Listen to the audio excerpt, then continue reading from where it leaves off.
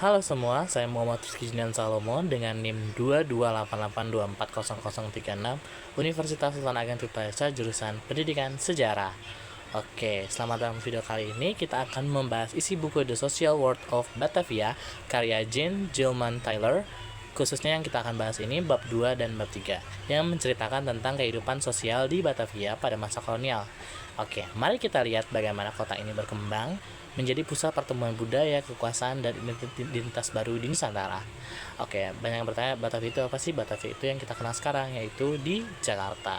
Oke, kita lanjut. Bab 2 berjudul Growth of the Settlement Society. Di sini kita melihat bagaimana Batavia berubah dari sekedar pusat dagang menjadi masyarakat menetap. Salah satu poin penting adalah peran perempuan dalam pembentuk jaringan sosial kolonial. Banyak pejabat VOC menikah dengan perempuan lokal atau Eurasia atau Eropa, dan dari sinilah lahir pola keluarga yang unik yang menjadi dasar struktur sosial. Selain itu, mulai muncul fenomena di mana sebagian pejabat VOC memilih untuk menetap di Asia ketimbang kembali ke Belanda. Mereka membangun perkebunan, villa, dan gaya hidup yang lebih menyatu dengan budaya lokal. Dengan kata lain, Batavia berkembang menjadi sebuah masyarakat campuran yang tidak sepenuhnya Belanda, tapi juga bukan sepenuhnya pribumi. Bab 3 berjudul The Web of Colonial Society, Batavia and Environs in 18th Century. Di sini kita melihat bagaimana jaringan kekuasaan dan budaya semakin kompleks. Kota Batavia menghadapi banyak masalah seperti penyakit malaria, kondisi sanitasi buruk, dan kepadatan penduduk. Akibatnya, para elit pindah ke villa-villa di luar kota, misalnya sebagai daerah penyangga nih, Depok dan Bogor, yang lebih sehat dan nyaman. Yang menarik, perkebunan dan rumah besar ini bukan hanya tempat tinggal, tapi juga simbol status. Di sanalah terbentuk budaya Eurasia, perpaduan Eropa dan Asia dalam gaya hidup, makanan, hingga cara berinteraksi.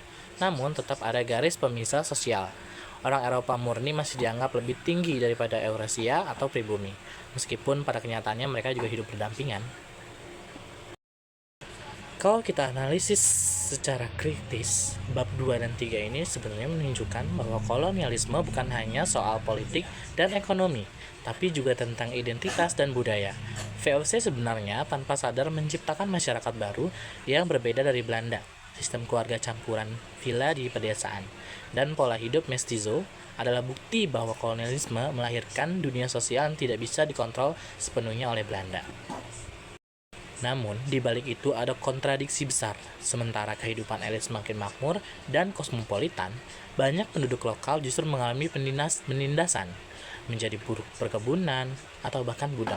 Artinya, keindahan Batavia hanya bisa dinikmati oleh segelintir orang. Bagi saya pribadi, membaca kisah dari buku ini membuat kita sadar bahwa sejarah Batavia bukan sekedar tentang bangunan tua atau cerita tempo dulu, melainkan tentang pertemuan antar budaya yang penuh ketidakadilan. Kita bisa melihat bagaimana perkawinan campuran membentuk identitas baru, tapi juga bagaimana sistem kolonial menanamkan diskriminasi yang masih terasa jejaknya hingga saat ini. Mungkin teman-teman kita masih merasakan diskriminasi ya dari antar suku yang lain. Ada kaitan juga nih sama zaman kolonialisme. Oke, kita di ujung tapi belum berakhir. Oke, dari review buku ini tuh kita menunjukkan bagaimana kita melihat sendiri kota Batavia atau yang kita kenal sekarang itu di Jakarta itu tuh tumbuh menjadi masyarakat unik. Kayak tadi kosmopolitan, campuran, tapi tetap diliputi kedaksetaraan.